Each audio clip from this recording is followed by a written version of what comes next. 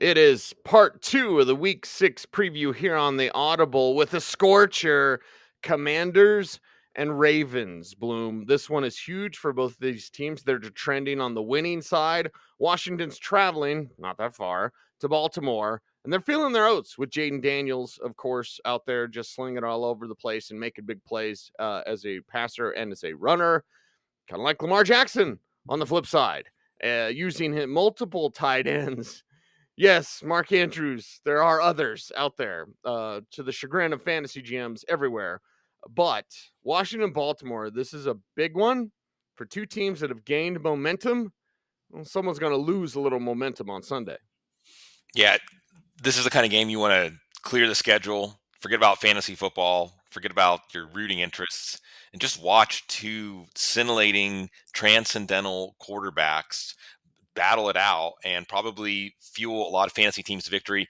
On the Washington side, you got to have Terry McLaurin in. We saw, 4 touchdowns to Cincinnati receivers last week. So McLaurin could have his biggest day of his career in this one. Brian Robinson has a knee issue. Wasn't that effective last week. Didn't play in the second half. You could see more Austin Eckler. I would try to get him in your lineup. And maybe if Robinson's inactive, Jeremy McNichols as a what the heck flex. And this continues to be an interesting story, maybe just a testament to the Washington offense or a testament to how many good running backs there are out there that just can't get work, because he's been on the fringe of rosters for about 7 years now. But if injuries put him in as the starting running back for this Washington team by the end of the season, he could be a league winner. And of course, I saw someone saying maybe the Washington should trade for Devontae Adams. Why would you mess with this? Why would you tinker with what they have in this Washington offense, especially against the Baltimore defense that is having some troubles defending the pass right now? Lamar Jackson peaking. I think we're starting to see now the realization of Lamar Jackson with passing targets, with a good offensive coordinator, hopefully an offensive line that is firming up. He may end up being the highest scoring player in fantasy football this year and maybe on this Sunday. You have the inevitability of Derrick Henry. We'll see if the game plan or the game script makes him less relevant in this one, because Washington's pass defense is the weakness of their defense. But as we saw last week, he was quiet after the first drive for most of the game, still busted a long run in overtime to help the Ravens and fantasy teams win. Zay Flowers has got to be in. Maybe Rashad Bateman is in as what the heck flex this week, as Washington gave up 9 touchdowns to 6 different receivers in the first 3 weeks of the year. Then they faced Kyler Murray and Deshaun Watson. I'm even putting in Mark Andrews. I'm putting in Isaiah Likely. As we saw, the tight end is going to get fed in this passing game. It should be a really fun game to watch and a fun game to have in your fantasy lineup. Fun game if you love defensive football, because it is Chargers and Broncos up next. It is a Broncos show. I won't belabor this, Bloom, because I expect the Chargers to try to break the Broncos defense. You're going to run right at Justin Sternad. You're going to run right at Cody Barton. You're going to do that with J.K. Dobbins. Gus Bus a little bit banged up. Their offensive line a lot banged up. Herbert himself dealing with an injury. Bosa dealing with an injury. So they're banged up on that side. On the flip side, the Broncos are going to be missing 2 starters on the offensive line. Luke Wattenberg at center, Alex Forsythe steps in, and at the right tackle position, they're going to be down Alex Palchevsky, who was your replacement for Mike McGlinchey, which means I think Pert is going to play, and that's not great. So, Bo Nix under fire, under pressure, handed off to Javante. No Josh Reynolds in this one with a little bit of a hand thing. But why am I talking about this, Bloom? This is a defensive battle. It's probably going to be like 9-6. Yeah, J.K. Dobbins looks like a good start here. I think Lad McConkey is going to be a good start in this one. Justin Herbert should be healthier coming out of the bye. And I don't expect Patrick Surtain to follow Lad McConkey. And I think that actually that might not be a kind of shutdown matchup for Surtain because of the two-way goes in the slot, because of the quickness for McConkey. Why not just use Patrick Surtain to cancel out Josh Palmer or Quentin Johnson, which he should be able to do very easily. Watch Kamani Vidal coming out of the bye.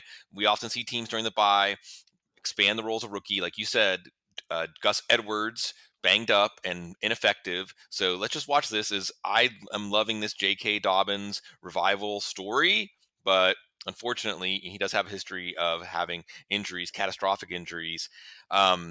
Wow, I think this is a game, watching Bo Nix week to week, he's had against Tampa last week. You see that he can execute Sean Payton's game plan in a game where things get rolling. I think the Chargers defense is not a defense that's going to go away or get pushed away easily. This could be a bad game for Bo Nix. As you said, this is not a downfield passing game. Javonte Williams is not a dangerous running back. Saw Audric Estime's IR window to Yeah, practice he's opened up. practicing, so he could return this week. We'll put a pin in that, Bloom, but Yep. I'm expecting this Broncos offense to have a lot of struggles on Sunday. Yeah. Yeah. You want the Chargers defense maybe in your lineup. And this could be a return to let's point and laugh at Sean Payton. Well, maybe not you, Cease, because you got to keep the reputation on the up and up. But certainly there have been some weeks where the Broncos offense has not looked NFL quality. Well, let's point the finger at Russell Wilson, I guess. Steelers and Raiders are up next. Raider side, not a ton to talk about. This is the Steelers trying to get back on the winning track with Justin Fields to hold off Russell Wilson. Yeah. And Fields has been better as a passer than anyone has forecasted. We know that Najee Harris takes time off during the week. That's just what he does. We're recording on Thursday morning. So lots of Steelers, very little Raiders. It's Aiden O'Connell playing there. So that's going to be a trouble spot against Yeah. this defense and this team. Should be a nice Steelers win on the road in Sin City. Should be, and that's why this could be Justin Fields' last stand if the Steelers don't win. Fields is a boom bust quarterback play. If the game is easy for the Steelers, he won't do much. Maybe the game will be easy because he breaks a long one as a runner, maybe as a long bomb to George Pickens, or maybe the relationship between George Pickens and the team continues to break down. That's something to watch here. Is there were a lot of plays when Pickens was just going through the motions, his snap count was cut down. Mike Tomlin tried to make it sound strategic. I think you're just seeing this relationship start to fall apart, and I don't know where that's going to lead. So I guess Pat Fryermuth is a decent play. Najee Harris hasn't done much as the starting running back, but you would think with the game script, maybe a chance at a rushing touchdown here. It is going to be Aiden O'Connell. The backfield's a mess. It seems like every time we think we know who the starter is, somebody else gets the touchdown in this backfield, even when Alexander Madison switches roles. I guess Jacoby Myers should catch 7 or 8 balls in this one. So he's a decent PPR play. And of course, we have Brock Bowers. That's your foundational player going forward with the Raiders. As things stay the same for this franchise, the Steelers hoping to stave off at least one more week of Russell Wilson watch. Yeah, Russell Wilson watch, and we proceed next to Detroit versus Dallas watch. This one should really be a fantastic game. Now it should be Bloom.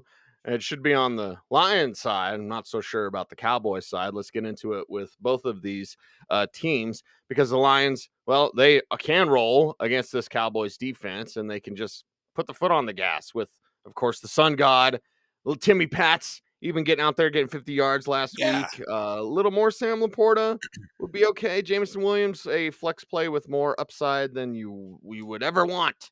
And of course, look at all these weapons. David Yeah. Montgomery, Jahmyr Gibbs, right? Jared Goff was perfect on Monday Night Football. Now against the Cowboys on their side, did they figure out the backfield? 20 carries, 87 yards for Dowdle. It's not great. It's not terrible. And then, of course, 27 yards, a touchdown as a receiver. Like, did they figure that out to help out CD and Dak and, anyone else? Where's Ferguson at, right? Yeah. Where's Jake Ferguson? What's he doing?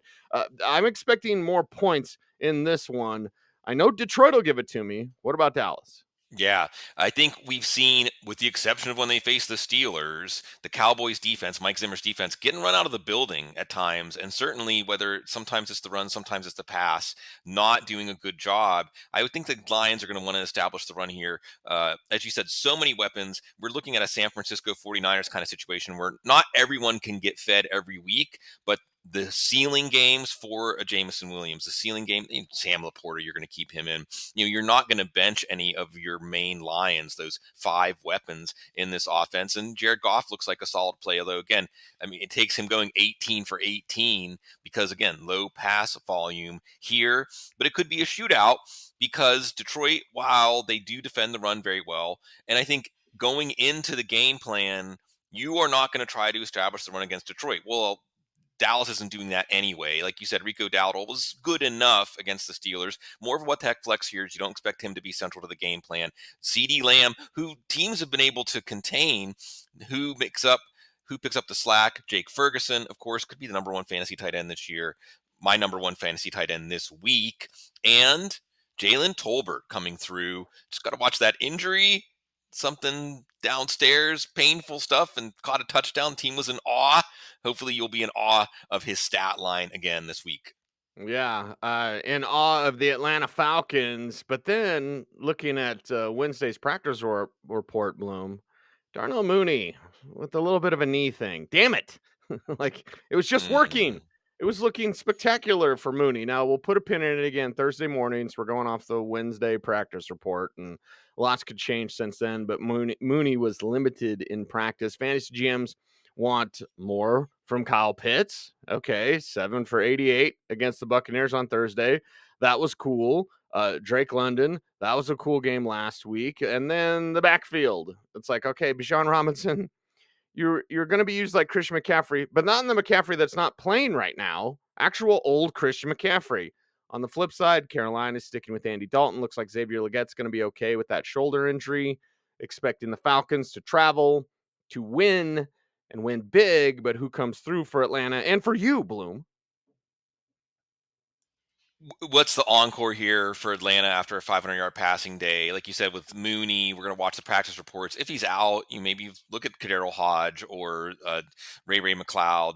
We know Drake London has arrived. Bijan Robinson should make things better for fantasy teams. Even Tyler Algier, classic what the heck flex here, should get a lot of work in the second half against Carolina. And we saw 3 rushing touchdowns by the Chicago Bears running backs against them. For Carolina, we're seeing that Andy Dalton is still the quarterback, and Bryce Young getting in. Dave Canales said it was to save Andy Dalton hits. So I don't know if we're going to see Bryce Young soon. Chuba Hubbard, we're going to see in lineups, somehow finds a way to produce. Deontay Johnson, more of a boom bust play, not that strong wide receiver one he was for the first 2 weeks. Like you said, we'll watch Xavier Legette. If he's out this week, or maybe if he's in, Jalen Coker, the undrafted free agent, led the team in catches and yards last week. May have something going in the downfield passing game. Little shot in the arm. So first round pick, undrafted free agent. Couldn't necessarily tell the difference in terms of impact when these guys got on the field for the Panthers. Well, let's talk about the impact of our next game. It's Cincinnati against the Giants.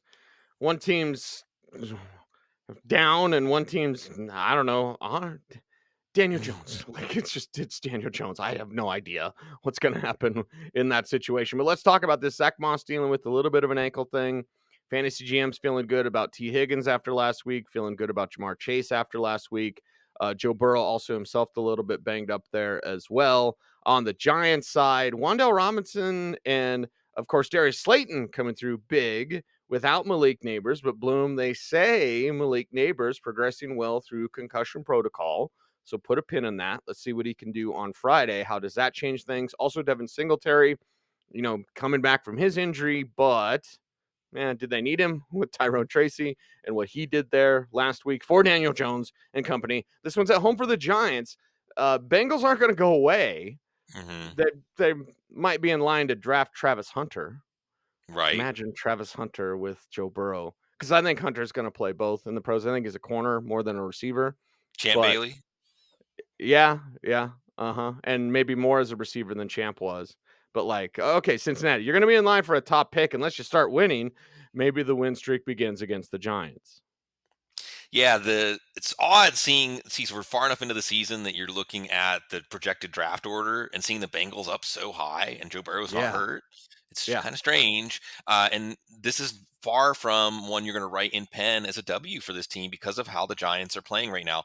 Burrow's facing a good pass rush. You're going to play Joe Burrow. You're going to play Higgins. You're going to play Chase. You're going to play Chase Brown. Zach Moss, we'll see if he's going to play. I don't think he's going to get his normal workload anyway. But this Bengals team is, they should have beaten the Chiefs in Kansas City, and yet here we are looking at them staring at 1-5. And AFC is down this year, it looks like, so that's not necessarily out of it in terms of the playoffs, but it is an uphill battle. Also, just going to watch this split between Mike Gesicki and Eric All to see if there's a tight end that we can use. But really, the intrigue here and what makes it good timing that this is a primetime game is, like you said, it's Daniel Jones, And see, it's almost like a horror movie. As soon as you feel like everything's okay for Daniel Jones, you just know someone's going to jump out of the closet with a chainsaw or something. Because as soon as we feel like Daniel Jones is getting leveled off, something tends to happen. And he had one of his best games as a pro without Malik Neighbors last week. Now, Malik Neighbors, we'll see if he's going to return. Whether or not he returns, I think Darius Slayton's a good play. We're seeing Daniel Jones and Slayton get back on the same page in the downfield passing game. Wan'Dale Robinson, with or without Neighbors, is going to get those targets to be a solid PPR play. And then we have to see about Devin Singletary. I think he's got a better chance to play than Malik Neighbors. If Singletary plays, and the Bengals, whether it's the run or the pass, their defense is having problemos. So Singletary's in at least as a flex play. But we're going to watch to see after what Tyrone Tracy showed last week. Has he turned this into a committee? I think he should have. I don't know if the Giants see it that way. And let's also remember Theo Johnson, rookie tight end, looks really good on the hoof. Tight ends for the Ravens scored 3 touchdowns last week and put up well over 100 receiving yards. So Theo Johnson, one of your great sleeper tight ends this week. Yeah, sleeper tight ends abound. And now to the disaster that is Monday Night Football. It is the Bills against the Jets. Now, Josh Allen totally isn't in the concussion protocol, but he rolled his ankle. Okay. Sure. The mistreatment of Josh Allen is disgusting to me, Bloom. I want to cuss and I want to rant. Sorry, Joe. I am not a good man when it comes to the mistreatment of players, right? We really care about player safety. Get out there, Josh. And part of it's Josh too, of like, I'm okay, guys. Like, no, dude, your head dribbled off the turf, Yeah. right? But he's Yeah. totally not in. McDermott's a terrible coach. He needs to be Yeah. fired. And he's better than Rex Ryan. Like, that's the old Eddie Murphy throw a starving man a cracker thing. Like, what? It's the best damn cracker I ever had. What is that? A Ritz? No, that's a saltine. Like, oh, okay, all right, enough. All right, my preaching's over for now, Sigmund. But the Buffalo side, we know the talent that they have therein. We know that even on a down day of passing, what was he, 9 for 30 last week? I'm not even kidding. Like, Josh Allen could still have a relevant fantasy day. We know that James Cook brings that big play ability. On the flip side, hey, Robert Saleh a better coach than Sean McDermott? My answer is yes. And he's unemployed because the Jets fired him because they have terrible ownership. And Aaron Rodgers is running the show. Don't fire my guy, Nathaniel Hackett. You get out of here with that noise and nonsense. So I hope Buffalo wins because I love Josh Allen. But this one could be a train wreck. And again, how do the Jets respond? Interim head coach and Hackett's safe. Like, all right. I don't see a fairy tale ending here coming up for the Jets. Yeah, see, fairy tale or again, just a tragedy, Disaster. drama, disaster, a disaster drama. And in the great novel that the NFL is, what a time for this game to be the Monday night game. Because of, as you're describing, I did a rant, a rare Bloom rant, Cease, on the couch with Alan Seslowski yesterday about how this is going for Josh Allen. And speaking of disasters, I think Josh Allen, I'm glad that the worst case scenarios weren't realized for everybody down there in Florida. And I know for a lot of people that's not a lot of consolation. Is there's definitely been some death, some destruction down there.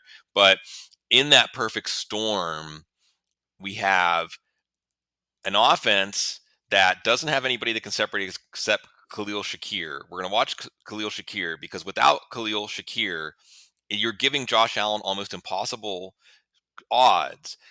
With nobody that can separate against man coverage, teams are going to rush the passer. And when Josh Allen's going to look downfield, he's not going to see anybody open. That means he's going to take a lot of hits. And that's just Josh Allen's nature. See, I think it's possible that he was concussed each of the last 2 weeks. Now we're really starting to get into the danger zone.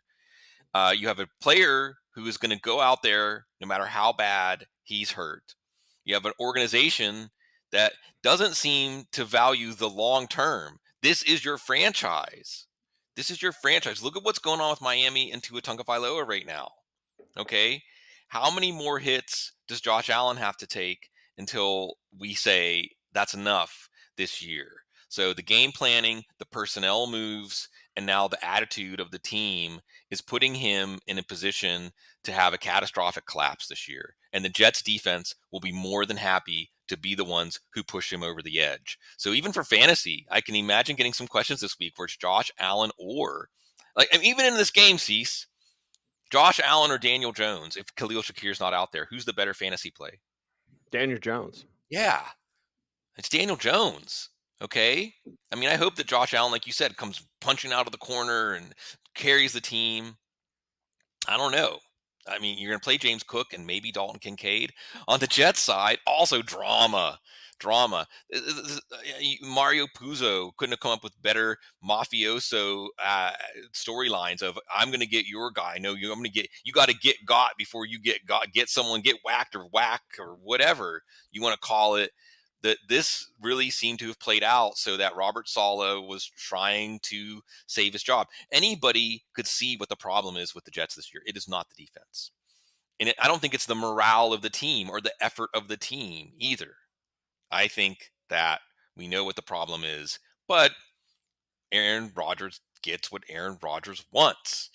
And when the more Aaron Rodgers says, I don't know what you're talking about, I don't know, I'm just the quarterback, the more I'm convinced that we all know exactly what's happening behind closed doors with this team. Now, for fantasy, this could be interesting because Rodgers is completely unobstructed. This can become the Aaron Rodgers offense now.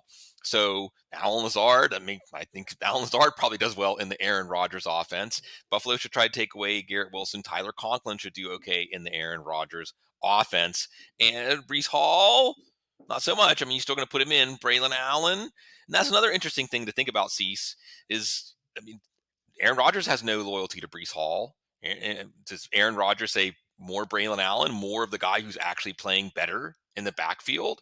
I don't know. Everything's up for grabs here. So we're going to watch this to see if there's any changes. As again, this one is more interesting to watch for the off-field stories, even though those stories are very sad-making. Always interesting to watch the Audible here on YouTube. Make sure to like, comment, share, subscribe, hit the notification bell so that you never miss a vid. Always interesting when Sigmund's in the clouds as well. I've always been in the Floating, clouds. right? I just did the big Bring reveal. you fantasy goodness.